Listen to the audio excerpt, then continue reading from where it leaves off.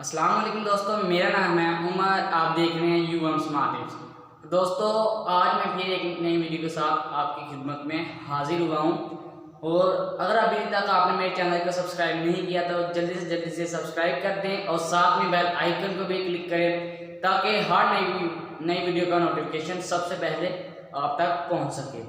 दोस्तों, आज का हमारा टॉपिक है कि जो से बड़े यूट्यूबर हैं उनके इनकम कितनी आती है, कैसे पता करें, कैसे मालूम करें, हमें भी पता चले, हम उनकी इनकम कैसे देख सकते हैं। दोस्तों, आज मैं आपको ज़ैन अबीदीन जो कि पाकिस्तान के रहने वाले एक व्लॉगर हैं, मैं आपको उनकी इनकम के बारे में बताऊंगा। तो दोस्तों, आज की वीडियो में मैं 10 लाइक रख रहा हूँ।